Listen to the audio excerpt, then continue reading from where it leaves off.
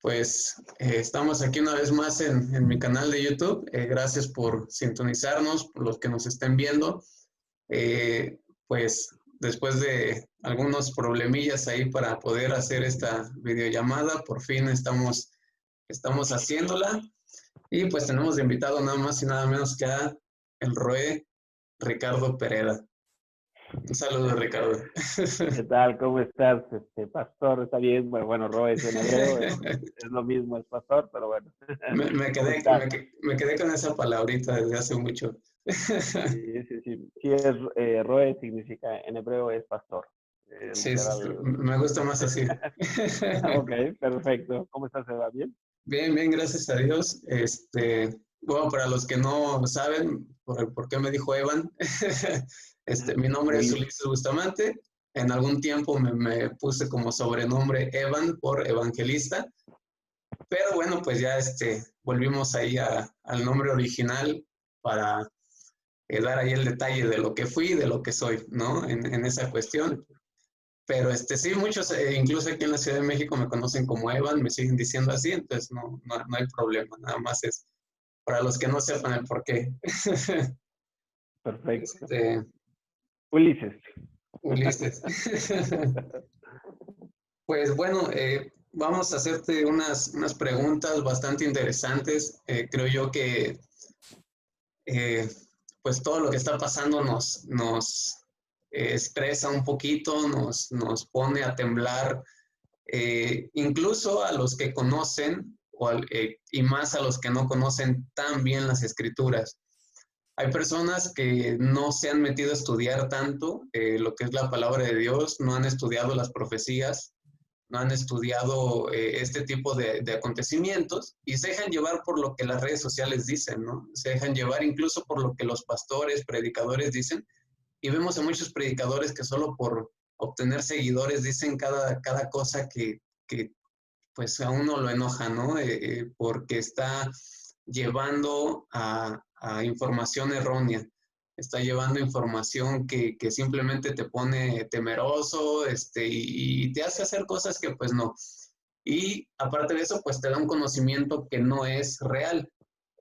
Entonces, por todas estas cosas que estamos pasando, pues te quise hacer la invitación para que nos aclares un poquito de lo que está pasando y de lo que pues va a pasar, ¿no? Porque esto no sé si es el inicio de dolores, no sé si es el inicio del fin del mundo, como muchos dicen. Ya estamos en estos tiempos finales, cuánto queda, a lo mejor no sé, o sea, todo lo que está pasando es bastante importante. Para eso formulé algunas preguntas que te quiero hacer y bueno, pues quiero comenzar con la pregunta número uno.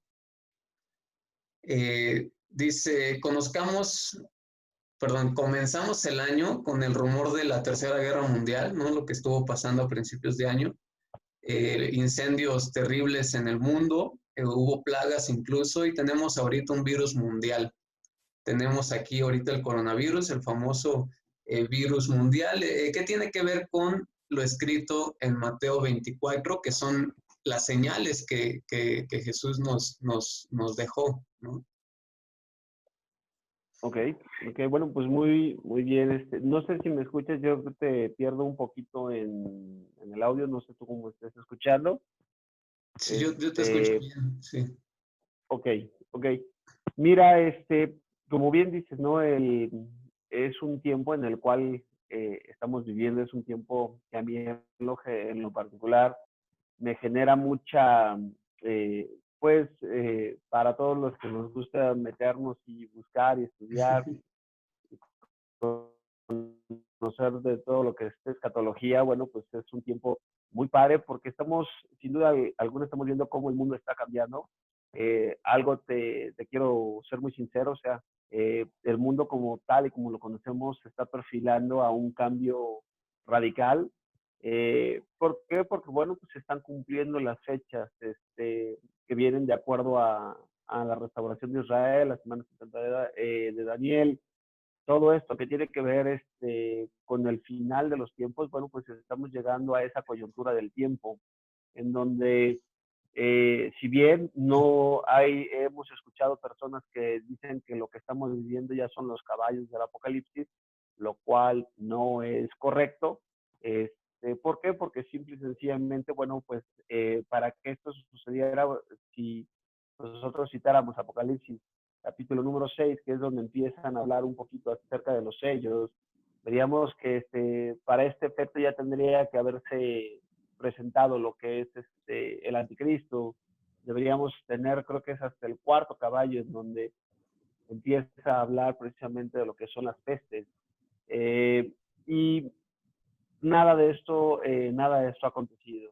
Me da gusto que dirijas la pregunta hacia Mateo 24. ¿Por qué? Porque en Mateo 24, aquí es el mismo Yeshua, que es, bueno, Jesús, su nombre es Yeshua, eh, su nombre es Yeshua. Recordemos ahí que hay una cuestión de transliteración, pero bueno, Yeshua le dice a los discípulos, les está hablando del final de las cosas, principalmente estaba hablando de la destrucción del templo. Y cuando los discípulos vienen a hablar con él, a sentarse con él en Mateo 24, se está preguntando, los discípulos les preguntan, dinos, ¿cuándo sucederán estas cosas? ¿Qué señal precisamente habrá de estas situaciones? Y entonces, Yeshua empieza haciendo su relato, como bien lo comentas, en Mateo 24, empieza precisamente a comentar, ¿no? Dice, y estando él sentado en el monte de los olivos, los discípulos se le acercaron aparte diciendo, dinos cuándo serán estas cosas y qué señal habrá de tu venida y del fin del mundo. Primero que nada, marca aquí tres preguntas importantes que denotan los discípulos. ¿Cuándo sucederán estas cosas? Dice, ¿qué señal habrá de tu venida? Y la tercera es, y del fin del siglo. Recordemos que la palabra fin del siglo es un hebraísmo que se estaba refiriendo al final de la era, ¿no? Al final de los tiempos. Y entonces la primera señal es lo que Yeshua les empieza a contestar directamente a los discípulos, te va directamente hablando a que nadie nos engañe. No te dé lo primero que él les comenta a los discípulos es, ten cuidado, dice, porque para este tiempo habrá muchos engaños, habrá mucha situación. Lo primero que buscará precisamente el enemigo es distraerte, es engañarte. ¿Por qué? Porque recordemos que la mejor forma decían que la mejor forma de ocultar algo es cuando lo pones a la luz de todo mundo, ¿no? Normalmente los magos lo que hacen es que te mueven una mano, te están centrando la atención sobre un lado, ¿para qué? Para que no te des cuenta de la distracción, ocupan mucho la artimaña de la distracción. Y Yeshua lo primero que les está diciendo es que no se engañen, y entonces él aquí va a dar en todo Mateo 24, da como una hoja de ruta, a mí me gusta mucho establecerlo, da como una hoja de ruta de las cosas que tienen que suceder. Es como que él nos va diciendo claramente qué va a ir aconteciendo, y sobre eso entonces nosotros estaremos estableciendo cuando nos encontramos. Y entonces vamos a escuchar, dice, porque vendrán muchos en mi nombre, diciendo yo soy el Mesías, yo soy el Mashiach, y a muchos se engañarán. Bueno, aquí es interesante nada más hacer una connotación que ya lo habíamos platicado en alguna ocasión, que la palabra Cristo es para la época romana, la palabra Cristo es una palabra griega y significa ungido. El problema es de que, por ejemplo, había muchos ungidos en esa época. De hecho, los césares eran ungidos, eran Cristos, los gobernantes de las provincias eran Cristos, eran ungidos. Los atletas cuando terminaban o cuando hacían algo, bueno, los ungían también y eran Cristos.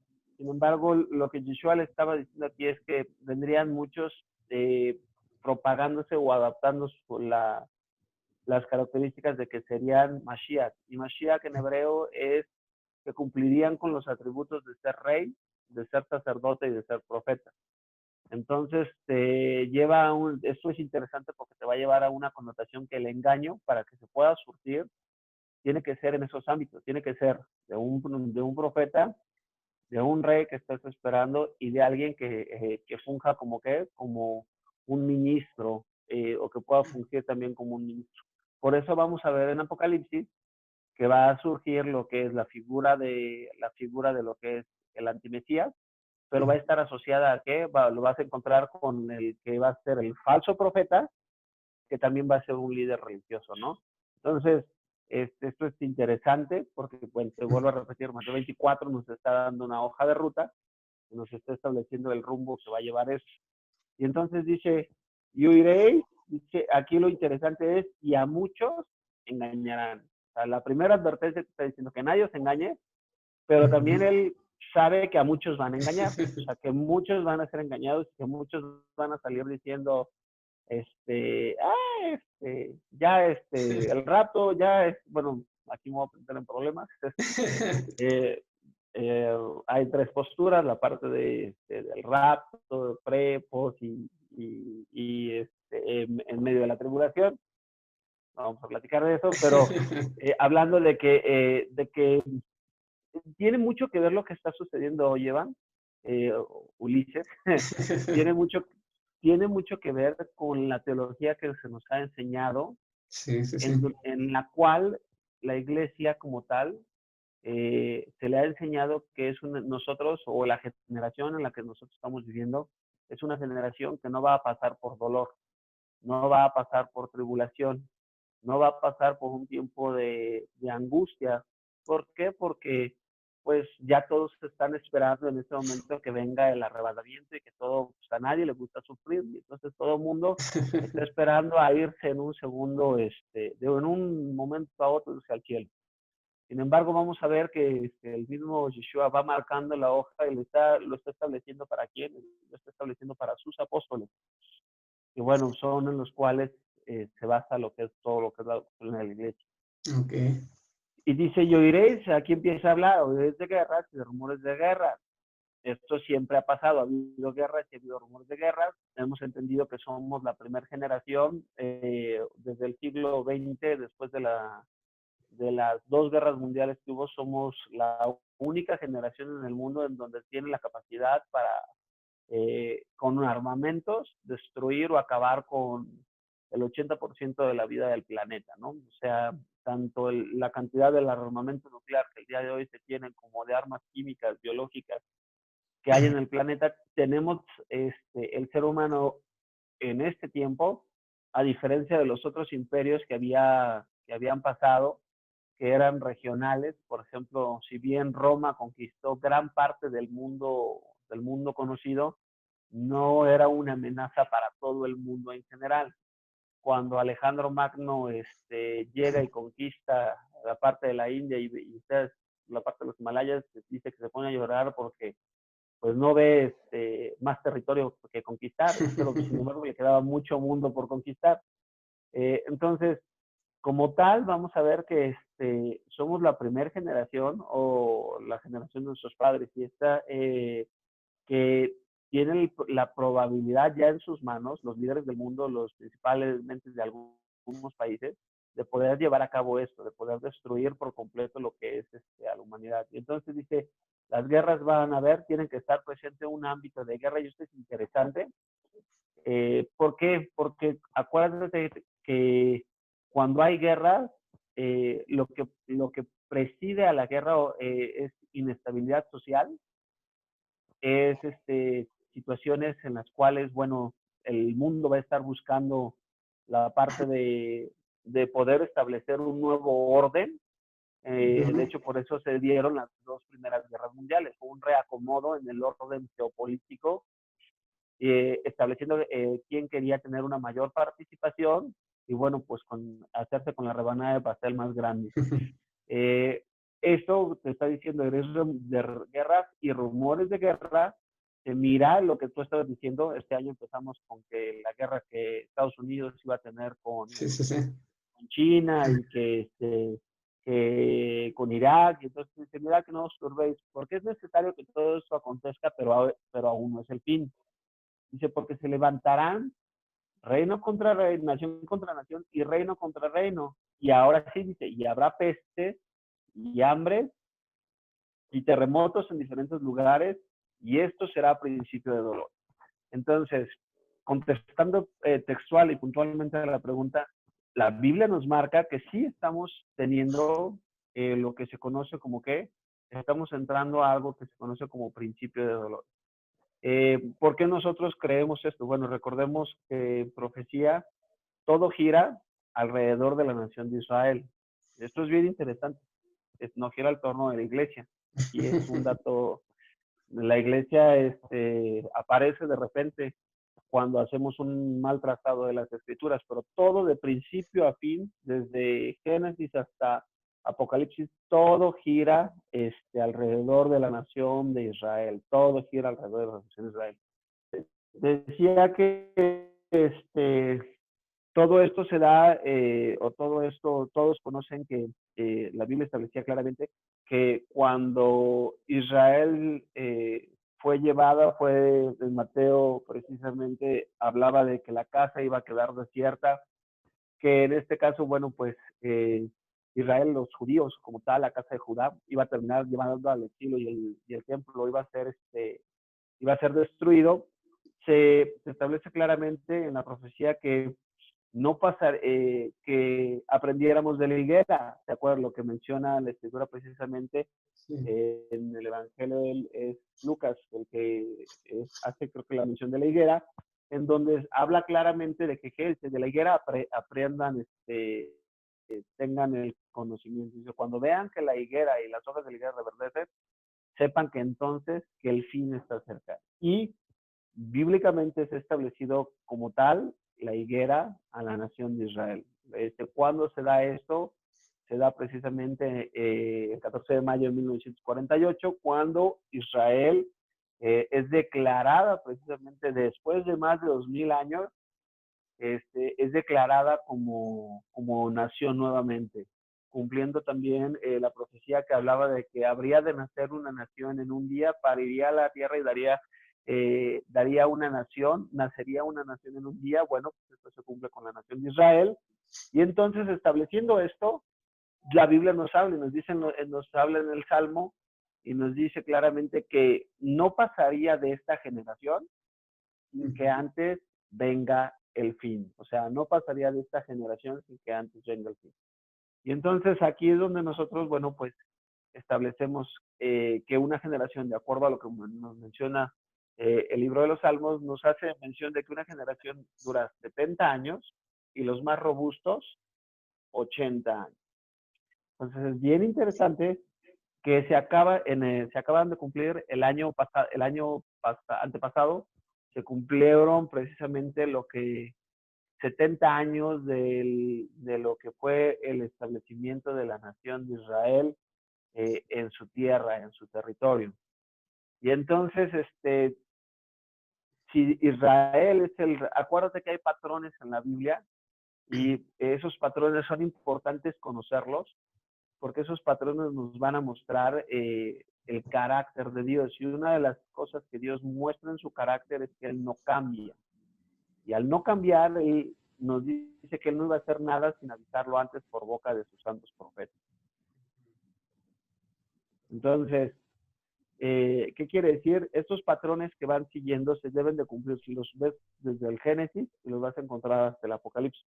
Entonces, la Biblia nos va marcando que entonces, cuando nos está hablando de esta generación, estamos viendo precisamente que, bueno, pues se cumplen 70 años y tú le pones del 2018, sumas 10 años más, estaríamos hablando el 2000, ¿qué?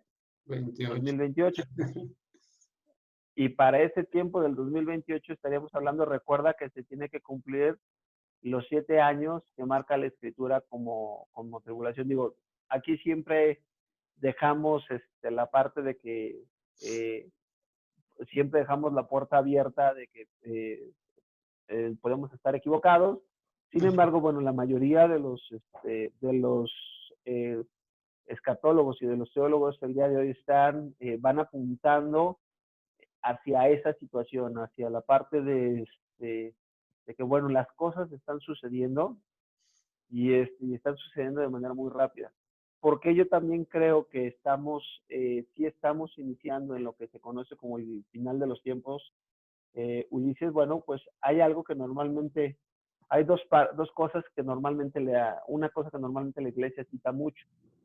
Y pues se da en la gran comisión. En Mateo 24 dice que será predicado este evangelio del reino a todas las naciones y entonces vendrá el fin, ¿no? Sí, sí, sí. Y entonces, eh, muchas veces nosotros que coincidimos en una congregación en donde tenía un enfoque misionero, pues decíamos, todavía faltan muchas etnias en el mundo que sean alcanzadas.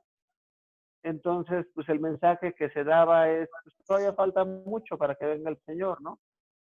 Sin embargo, si tú revisas Apocalipsis capítulo 14, vas a encontrar que hay 3 ángeles que se encuentran volando y predicando el evangelio del reino. Entonces, Dios no lleve a cabo lleve a cabo una función, sino Él la va a llevar a cabo con o sin nosotros. Decía Jesús que si nosotros calláramos, las mismas piedras terminarían por hablar, ¿no? Entonces, estos ángeles van a estar compartiendo el evangelio del reino para que todo el mundo pueda escucharlo y todo el mundo pueda estar pendiente. ¿Y en qué momento se está dando eso? Precisamente antes de que se derramen las copas de la ira de Dios. Entonces dice la escritura que también nos habla precisamente que cuando, cuando cuando Yeshua dice, cuando Yeshua precisamente fue, les está diciendo a todos los que entregaron, los que ellos entregaron, es en Hechos capítulo número 3, te voy a leer, está hablando Pedro y les está hablando y les está diciendo que se arrepientan, ¿no? Y Hechos capítulo 3, versículo 19 dice, así que arrepentíos y convertíos, para que sean borrados vuestros pecados, para que venga de la presencia del Señor tiempos de refrigerio. Y Él envía a Yeshua, que os fue antes anunciado.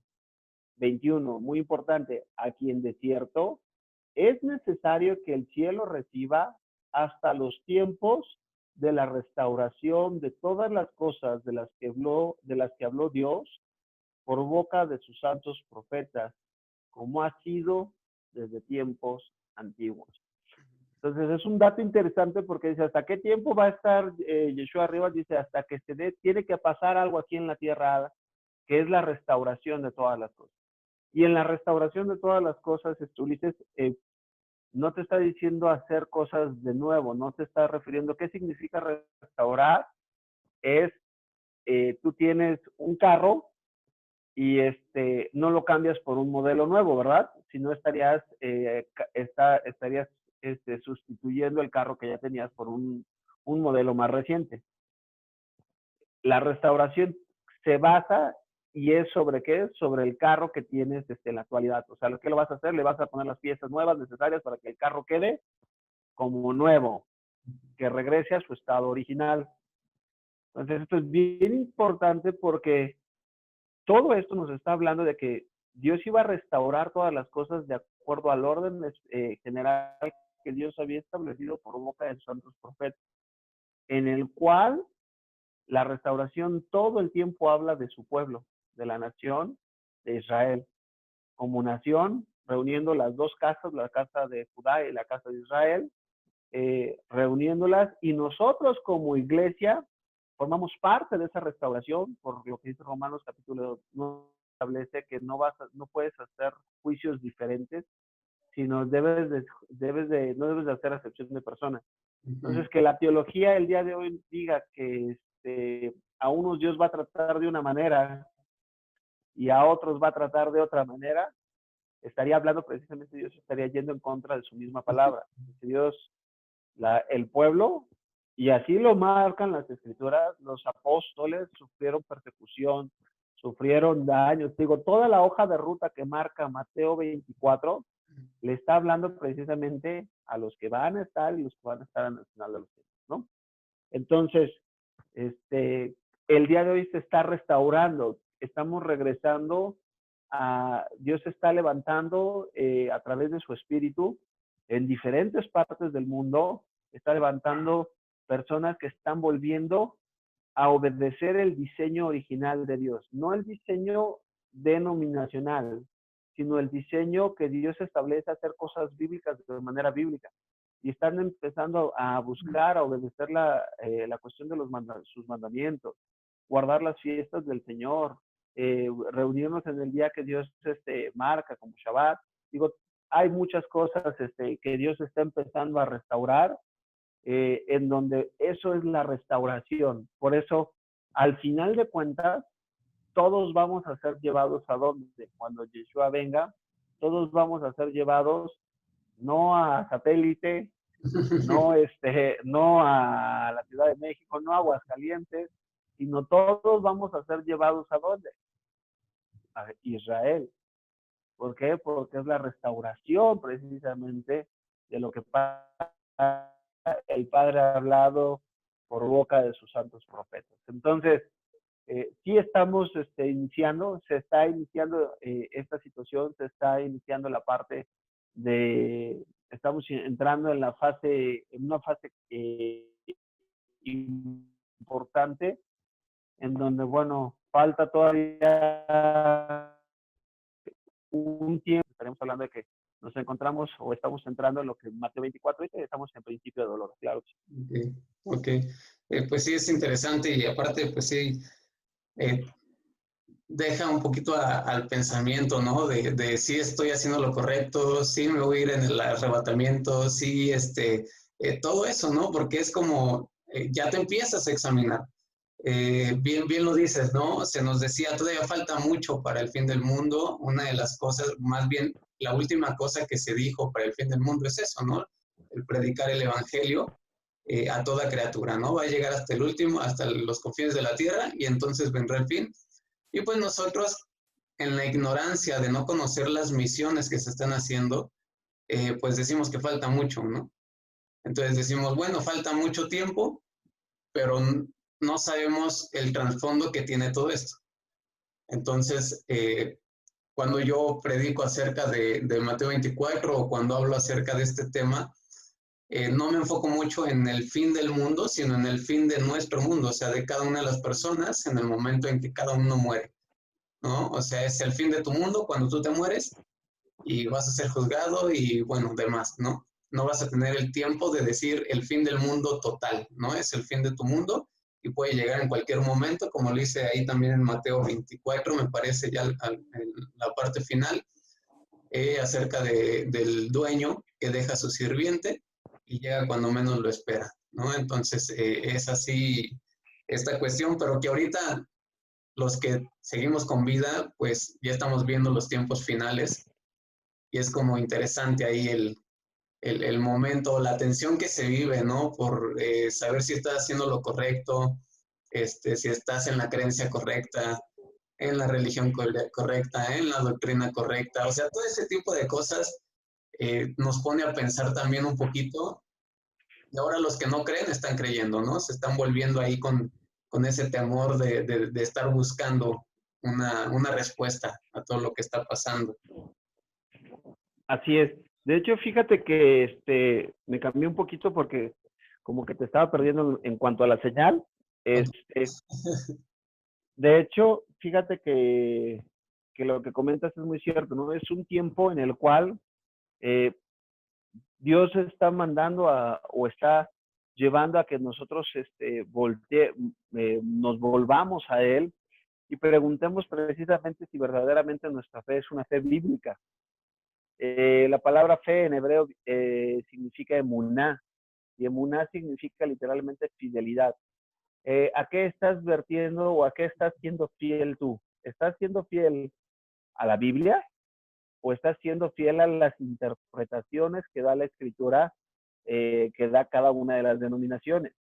Y el día de hoy, bueno, pues la forma en cómo que se ha visto el día de hoy, cómo está reaccionando la iglesia, principalmente te voy a decir algo, estamos hablando de la iglesia occidental, ¿eh? No es toda la iglesia como tal en todo el mundo que ha reaccionado como la iglesia occidental. Y la iglesia occidental el día de hoy, bueno, pues ha reaccionado, hay una ausencia, ha habido una ausencia como tal de levantar la voz, de decir, ¿sabes qué? Esto no es correcto. Hay algo que se está tejiendo atrás de todo esto, porque bien lo comentabas, en alguno de tus videos que tuve oportunidad de ver, en donde pues, hablabas de que los bomberos han sido capacitados para pues, entrar corriendo al fuego y no para salir corriendo hacia el otro lado. Y nosotros como ministros de la palabra tendremos que ser capacitados precisamente para este tiempo, para que la luz pueda ser puesta Sí, sí, en un sí. lugar, no se esconda, sino pueda ser puesta a la luz de todo el mundo.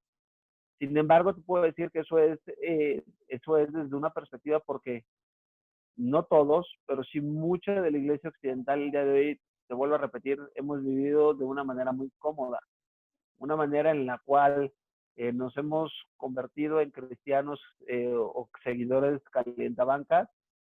Nuestro cristianismo, la decisión o la persecución más difícil que hemos experimentado es si un familiar te dejó de hablar, porque por tus creencias, o si te bloquearon del Facebook, y no, o sea, te puedo decir que estaba viendo unas noticias que, por ejemplo, en la parte occidental, países en donde las personas o los creyentes son perseguidos y les literalmente día con día les cuesta la vida, se están jugando la vida al salir y predicar, no lo han dejado de hacer ellos por un virus, ¿eh? Créeme que a ellos no les interesa si les pega el coronavirus o no, porque saben, viven con la adrenalina a tope todos los días. ¿Por qué? Porque saben que pueden salir, ese día pueden salir de su casa y no regresar porque ya una autoridad musulmana, una autoridad de los gobiernos chinos o gobiernos opresores los pueden agarrar y los pueden llevar por completo a la cárcel. ¿Qué vamos a empezar a vivir nosotros? Bueno, pues nosotros vamos a empezar a vivir este tipo de situaciones. Y aquí es donde muchos de nosotros, bueno, pues entramos en las preguntas de decir, no deberíamos, si verdaderamente creemos, pues no deberíamos tener el temor que el día de hoy se está reflejando, ¿no? Sí, la verdad es que ha dejado mucho que desear, yo creo que la iglesia. Algo que decía también era eso, ¿no? O sea, los narcotraficantes han dado despensas por todos lados y se han hecho notar y la iglesia no ha hecho nada, ¿no?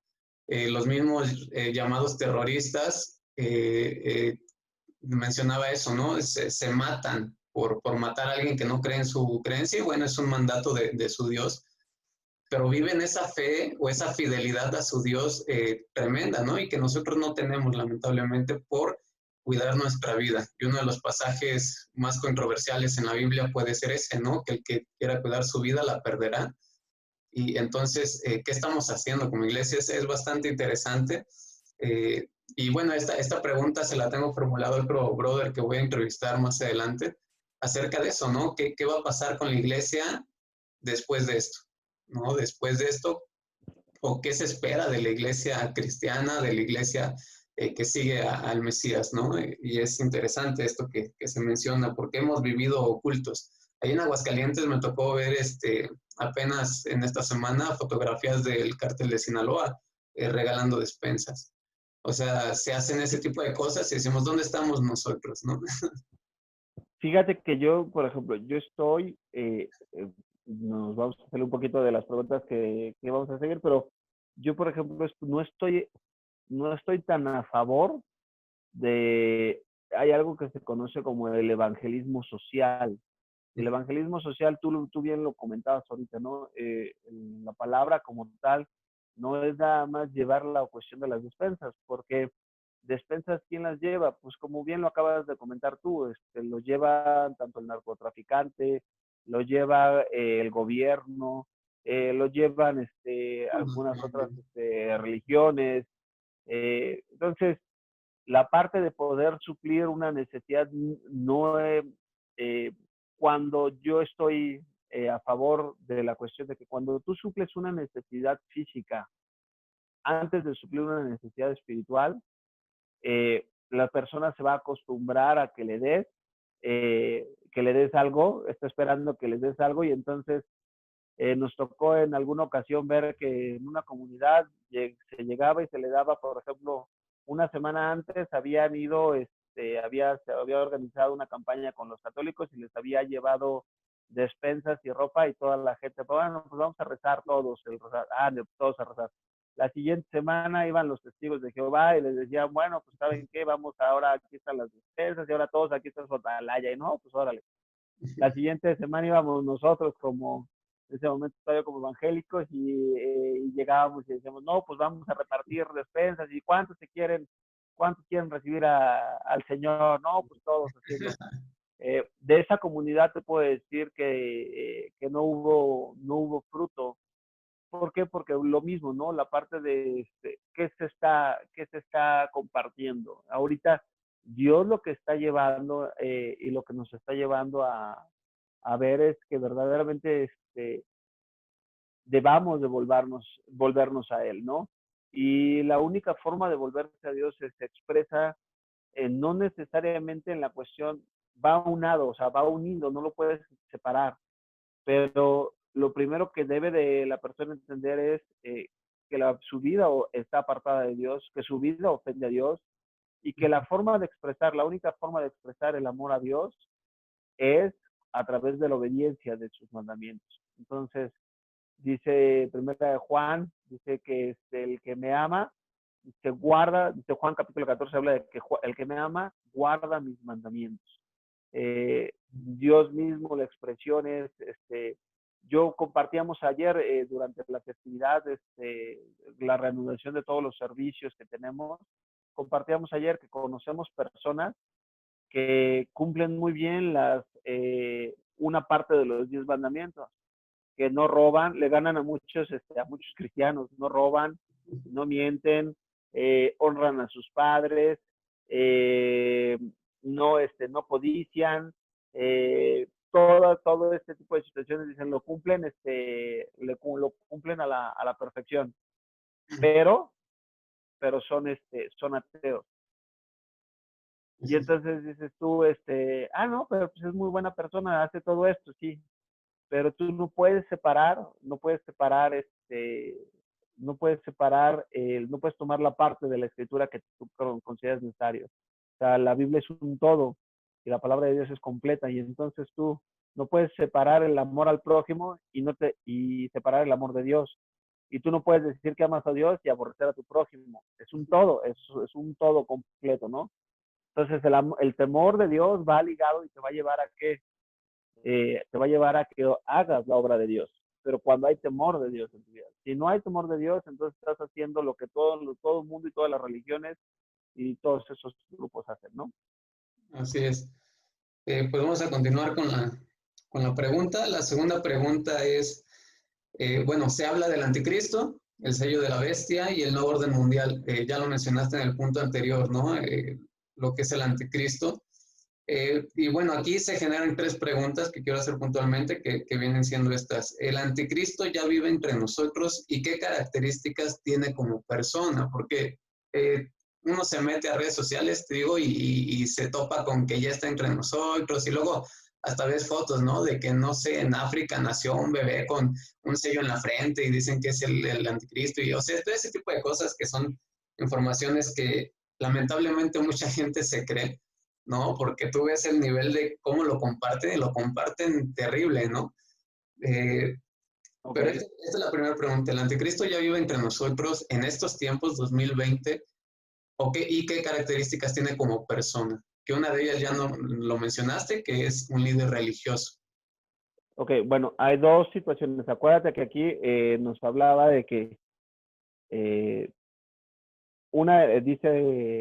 acuérdate que el diablo conoce las escrituras Sí. y lo que va a tratar de hacer es, yo por mucho tiempo vi la serie y vimos las películas de Dejados Atrás, y los bestsellers y que veíamos que iba a ser un hombre de negocios, un hombre occidental, así, todo un magnate, y Perfección. bueno, iba a tener sí, iba a tener, cuando recordemos que tenemos que cambiar nuestra mentalidad, y es de las cosas que Dios está restaurando, el poder ver la Biblia a través de los ojos de Él y a través de la mentalidad hebrea. ¿Por qué? Porque recordemos que la Biblia fue dado a los hebreos y todo lo que Dios está hablando no está pensando como nosotros pensamos en Occidente, sino está pensando precisamente de acuerdo a los usos y costumbres de lo que está establecido.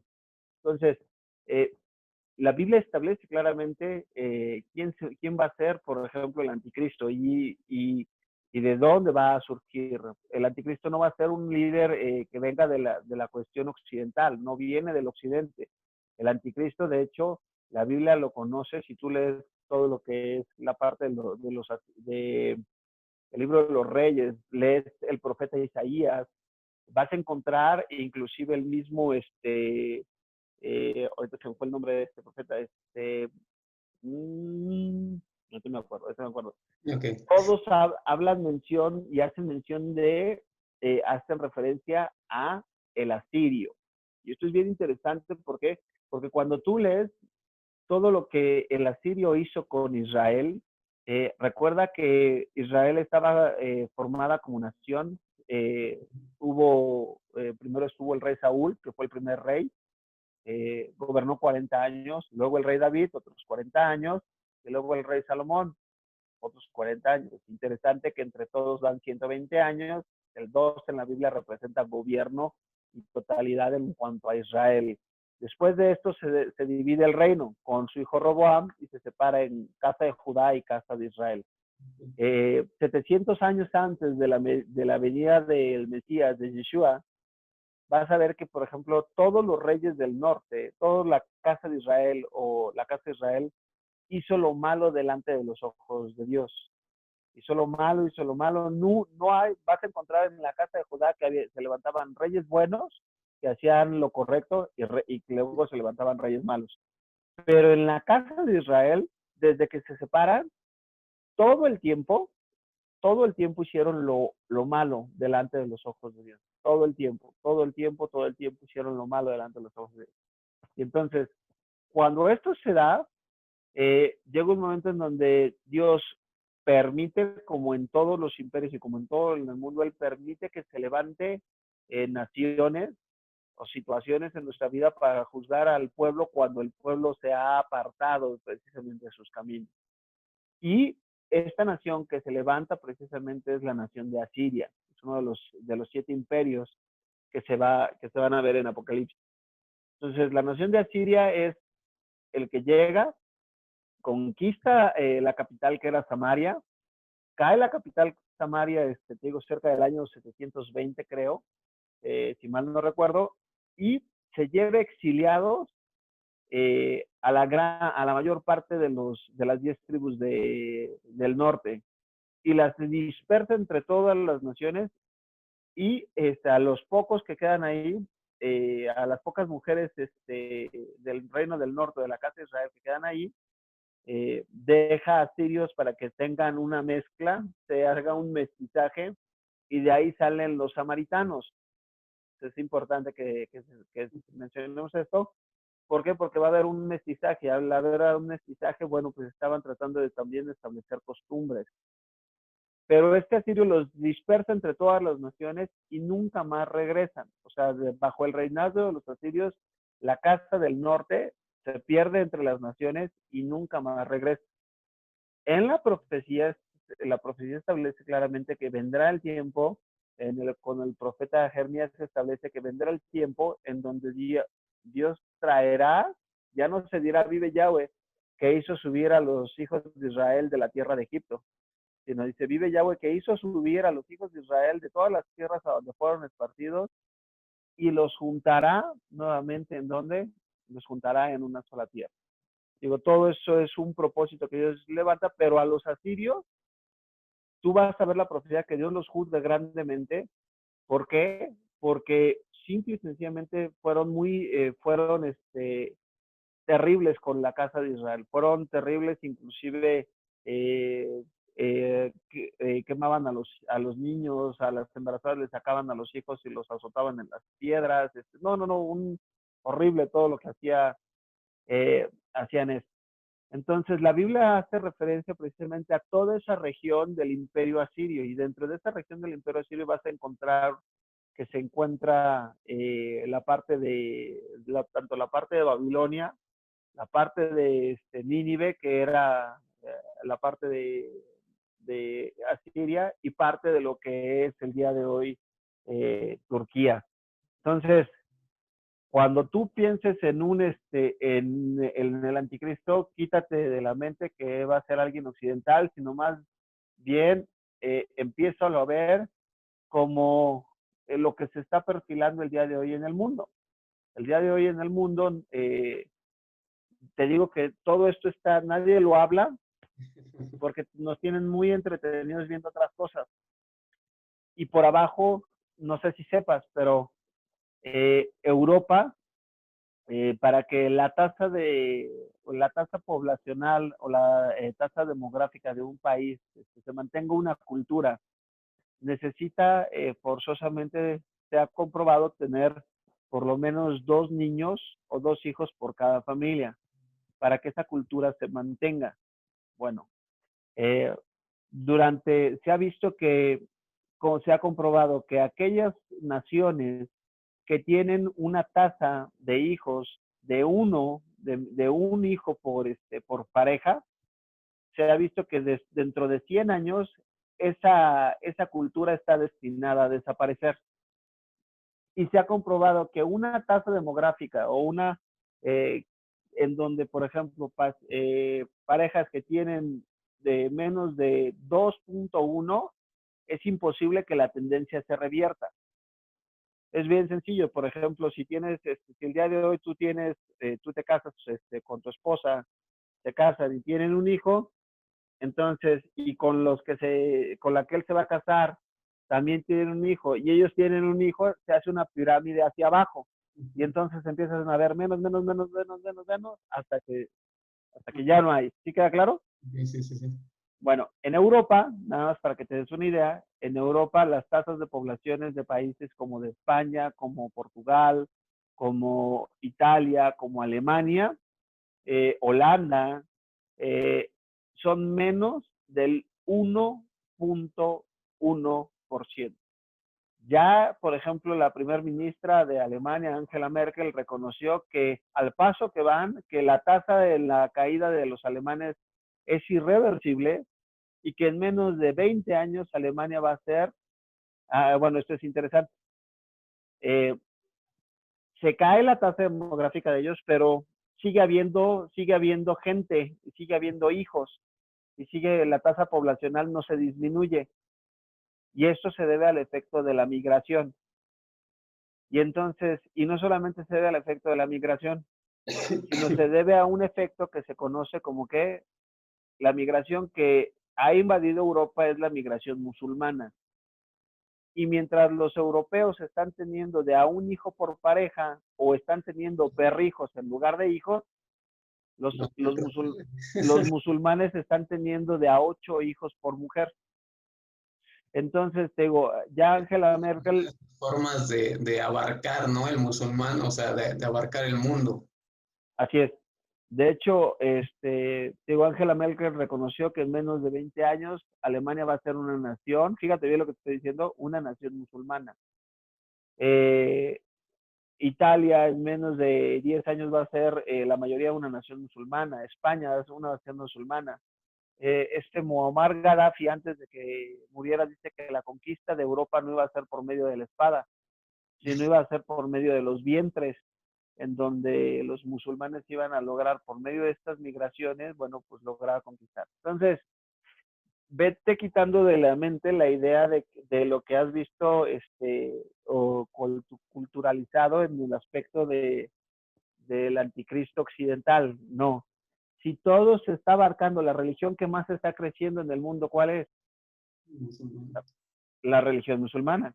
La religión musulmana. Y entonces es la religión que considera que todos los demás que no participen de esa religión son ¿qué? Son impíos, son impuros y que necesitan, o como decía un personaje en México, copelas o cuello. Literalmente, bueno, todo eso se va perfilando lo que está aconteciendo. Okay. Entonces, es bien interesante. El anticristo va a ser musulmán. El anticristo va a ser musulmán, viene. El 666, hasta hace mucho, todo el mundo el día de hoy estamos al pendiente todo el mundo está viendo a Bill Gates y está diciendo, es que Bill Gates va a poner la vacuna y en eso viene un microchip que nos va a decir que ahí viene el anticristo y que de ahí va a surgir el que nadie pueda comprar y vender. Y si bien es cierto de que viene esto, bien, todo este tipo de formas se llaman formas de control a nivel mundial, a mí me llama mucho la atención de que yo te decía hace rato, la mejor forma de ocultar algo es ponerlo a la vista de todo el mundo.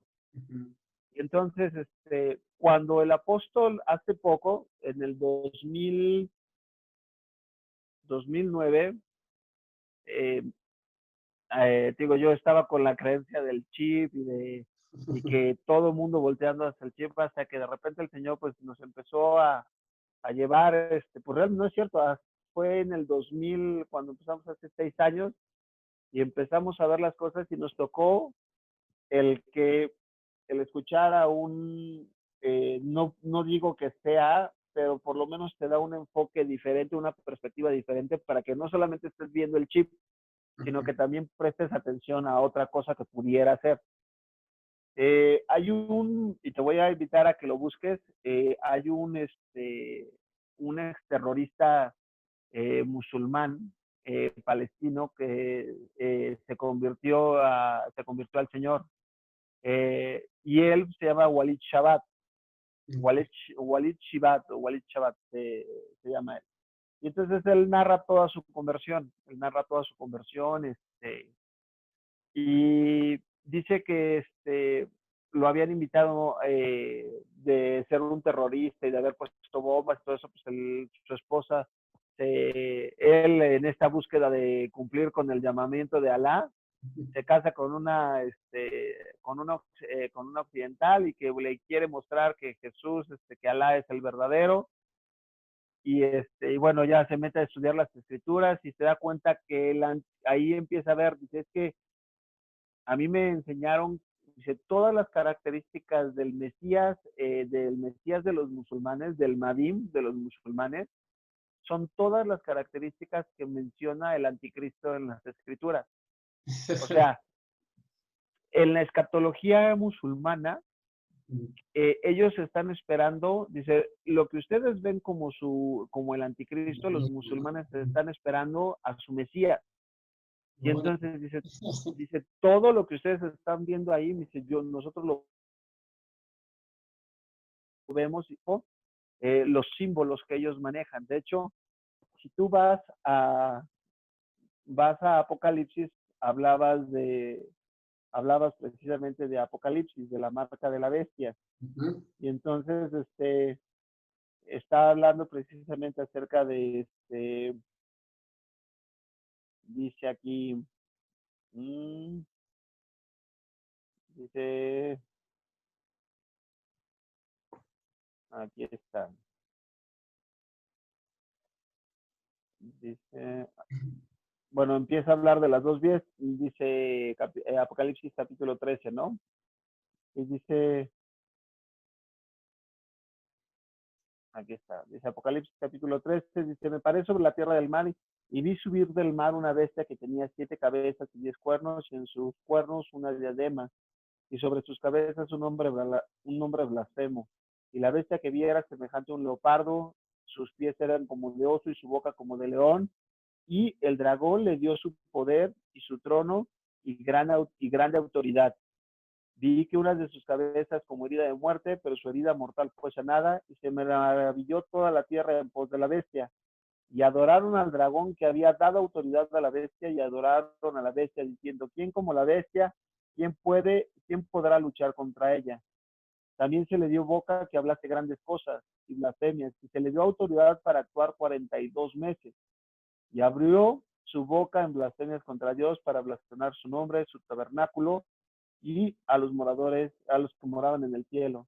Y se le permitió hacer guerra contra los santos y vencerlos. Aquí es bien interesante que subrayes eso de hacer cuáles santos van a estar en la tierra si ya toda la iglesia está en el cielo. Pero bueno, el pueblo de Dios de estar en el cielo. Pero bueno. También se le dio autoridad sobre toda tribu, todo pueblo, lengua y nación. Y la adoraron todos los moradores de la tierra cuyos nombres no estaban escritos en el libro de la vida del Cordero, que fue inmolado desde el principio del mundo. Si alguno tiene oído, oiga. Si alguno lleva cautividad, va a cautividad, y si alguno mata a espada debe ser muerto. Aquí está la paciencia y la fe de los santos. Y luego habla de la segunda bestia, que es el falso profeta, que ahorita vamos a tocar porque hay una pregunta que más adelante que tiene que ver con esta segunda bestia. Y dice aquí, aquí es bien interesante que la marca de la bestia no la va a poner, no la va a mandar a hacer el anticristo. El anticristo no va a marcar a nadie, sino es el falso profeta. Y dice aquí, lo voy a leer, vi después otra bestia que subía de la tierra y tenía 2 cuernos semejantes a los de un cordero. Bueno, antes, toda la figura que te está hablando, la primera bestia que tiene pies, tiene características de león, de águila y de oso, de león y de leopardo y del dragón, que se está refiriendo a las cuatro bestias que ve Daniel en el Apocalipsis, que ve Daniel en sus visiones, y se está refiriendo cada una de ellas a los 4 imperios mundiales. Si tú revisas con cuidado, digo, ya es meternos más a lo que es escatología, pero empieza a sobreponer desde la primera bestia que ve, empieza a poner encima de ella los demás imperios, y vas a ver que todos, del territorio de donde sale precisamente, que estuvo dominado y en presencia de los otros 3 imperios. Entonces vas a encontrar que tanto los babilonios como los persas, como los griegos y como los romanos, todos gobernaron una región que va a cumplir con las características específicas y que todo apunta a que es Turquía. Entonces es importante que de dónde va a surgir, ¿no? Y de dónde sale. Dice, vi una segunda bestia que era semejante a un cordero, pero hablaba cosas de dragón y ejerce toda la autoridad de la primera bestia en presencia de ella, y hace que la tierra y los moradores de ella adoren a la primera bestia. ¿Quién hace que la adore? El falso profeta, cuya herida mortal fue sanada. También hace grandes señales de tal manera que aún hace descender fuego del cielo a la tierra delante de los hombres, y engaña a los moradores de la tierra con las señales que se le ha permitido hacer en presencia de la bestia, mandando a los moradores de la tierra que le hagan una imagen a la bestia que tenía la herida de espada y vivió. Y se le permitió infundir aliento a la imagen de la bestia, para que la imagen hablase e hiciese matar a todo el que no la adorase. Y hacía que todos, grandes, pequeños y grandes, ricos y pobres, libres y esclavos, se pusiesen una marca en la mano derecha o en la frente, y ninguno pudiese comprar ni vender, sino el que tuviese la marca. Fíjate bien, es la marca. ¿Por qué todo el mundo se va con la marca de la bestia? Bueno, si el texto nos dice que tuviese la marca es un símbolo, o el nombre de la bestia, o el número de la bestia. ¿Te das cuenta? Todo el mundo está pensando en la marca, nada más. Pero te dice que son 3 cosas. Te pueden poner 3 cosas. O es la marca, o es el número, o es el nombre de la bestia. ¿Estamos de acuerdo? Okay. Dice, el que tiene entendimiento, cuente el número de la bestia, pues es número de hombre, y su número es 666. Bueno, aquí te quería presentar, cuando se escribió en el texto masorético, cuando Walid Shabbat se pone a leer esto, ve los símbolos, y en el griego, bueno, pues recuerda que para esto, como tal, los musulmanes no habían, la religión musulmana no existía. Para el tiempo de que Juan estaba escribiendo el Apocalipsis, todavía no existía los musulmanes. La religión musulmana se da 600 años después, alrededor del 650, por ahí, 700, después del Mesías. Entonces, Juan está viendo algo adelante que todavía no sucede. Y entonces ponen los números, entonces ponen las marcas. Y algo que le sorprendió a él, dice, muchos escatólogos entendieron que los símbolos los tradujeron como números. Y dijeron, bueno, pues es 666. Y ahí tienes a todo mundo como borregos viendo hacia el 666. O poniendo, por ejemplo, hay algo que se llama gematría. Y la gematría es que a los nombres se les asignan, a las letras se les asignan números, un valor numérico. Y entonces, por ejemplo, no sé si te tocó, digo, estás muy chavo, pero a mí me tocó en algún momento escuchar que si tú ponías Mikhail Gorbachev y sumabas y sacabas la gematria de Mikhail Gorbachev, te daba 666. Si tú ponías Hillary Clinton y veías la gematria, te daba 666. Sin embargo, cuando este hombre ve el número, dice, y eso es lo que impactó, pudo leer el número. Y dice, es que yo lo pude leer el número. Y dices, ¿tú cómo que puedo leer el número? Y a ver, no sé si se alcance, te lo voy a presentar aquí a ver si lo alcanzas a ver. ¿Sí lo alcanzas a ver ahí? Sí. Ok. El número que aparece aquí, este es, a mano derecha vas a encontrar como está escrito del texto masorético. Este es lo que contaron ellos como Para 600. que se vea, ya se escondió. Ándale. A mano derecha está como lo que es el 666. Ajá. Esto es en el texto masorético. Sin embargo, cuando lo lee este hombre, que es árabe, lo puede leer.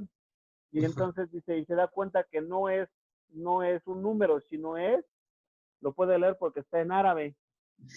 Y cuando lo puede leer, el texto dice lo siguiente. Aquí ve el primer símbolo, ¿sí ves el primer símbolo? Sí. Como Que es una. como una crucecita, ¿no? Sí, sí, ¿Sí sí. ves que es como una cruz? Bueno, ¿ves ese símbolo? Sí. Son dos espadas cruzadas, es el símbolo de los musulmanes. Ujú. Luego ves este otro, que significa literalmente, es el nombre de Alá. Oh, ya, ya. Y ves este otro que está aquí, esta figura al final, Ajá. la figura que está al final. Sí. Ah, bueno, esta es esta que se llama Bismi. Bismillah. Lo que este hombre pudo leer es que cuando llegó, leyó que significaba Bismillah. ¿Y qué significa Bismillah? Significa que en el nombre, Bebé. en el nombre de Alá, en el nombre de Alá. Y entonces, te vuelvo a repetir, la mejor manera de ocultar algo es cuando lo pones al descubierto de todas las personas. Y te voy a enseñar, algo. Este, esto es lo que llevan el día de hoy ¿Has visto los musulmanes, los terroristas musulmanes, has visto que llevan en la cabeza? Los terroristas. Ajá. Los terroristas musulmanes llevan la marca Karakma. Karakma en griego significa una marca en el brazo, que es un brazalete de autoridad, y aparece precisamente todo lo que es la leyenda del nombre de Alá, acuérdate que es el número, el nombre, ¿ok? O la marca, Ujú. ¿sale? Entonces aparece Karakma, y aquí vas a encontrar también que lo llevan en dónde, lo van a llevar en la frente. Ok. Entonces, eso el día de hoy te lo está pasando, te digo, la mejor manera de ocultar algo es cuando lo pones a la vista de todo el mundo. Y entonces ahí tienes a toda la iglesia o a todo el pueblo occidental esperando a que salga, cuando por este lado los musulmanes están avanzando, están acercando. Estamos territorios. Los, eh, el símbolo del Islam, ¿sí sabes cuál es el símbolo del Islam? ¿Cuál es la marca del Islam? ¿Con qué nace? No. Ah, bueno, te lo voy a poner, te lo quiero poner aquí, rápido. La marca o el símbolo del Islam es, déjame lo pongo aquí, déjame lo pongo aquí.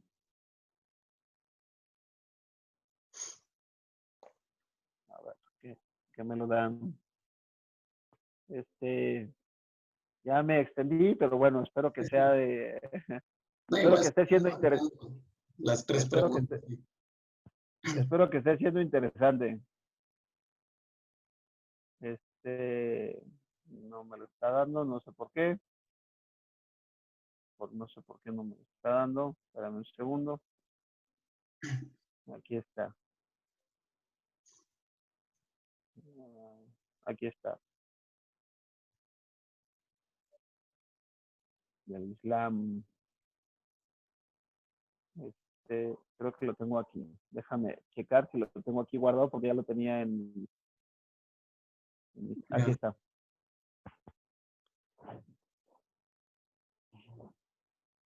Ok.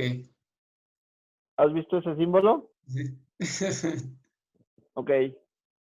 Todas las banderas, todas las banderas de los musulmanes, todas van a tener los símbolos de la luna creciente y de la estrella. Okay. Entonces, ¿qué es lo que está arriba de la mezquita? De las mezquitas vas a ver el símbolo de la luna creciente y de las estrellas. Esto no se te olvide porque te voy a enseñar después otras imágenes que son bien interesantes cuando lleguemos a la parte de la unión de religiones Okay. y de lo que va a ser el falso profeta. Pero entonces, no estoy diciendo que sea, pero a mí me hace más sentido lo que estamos viendo, por ejemplo, lo que se está presentando. Ahora bien, cuando recordemos que el anticristo o el antimesías no va a dominar a todo el mundo. Esto es bien interesante que nosotros entendamos. Cuando está hablando de que se le dio dominio sobre toda lengua, tribu y nación, se está refiriendo en este momento al mundo conocido, al mundo como tal que se revelaba esto. Esto lo vamos a poder comprobar en Daniel, cuando habla de los reyes del norte, habla de los reyes del sur y habla de los reyes del oriente. Todo lo que el día de hoy está pasando, Evan, nos está llevando a que está habiendo un reacomodo en el mundo, un reacomodo político en donde China se está levantando como la potencia mundial y es el que se ha visto beneficiado a través de todo esto. Han buscado que las economías y que las economías caigan. ¿Para qué? Para que en el momento que todo esto cae, tú estés dispuesto a vender tus libertades. Lo peor que le puedes hacer a una sociedad es que les des una libertad, les des libertad y que de repente se las quites. Entonces el pueblo va a luchar o va a hacer todo lo posible por mantener la idea falsa de una libertad. Te van a decir, ¿sabes qué? Vas a volver a ir al cine, vas a volver a comprar en Walmart, todo lo que tenías, nada más que ahora te vamos a controlar de esta manera.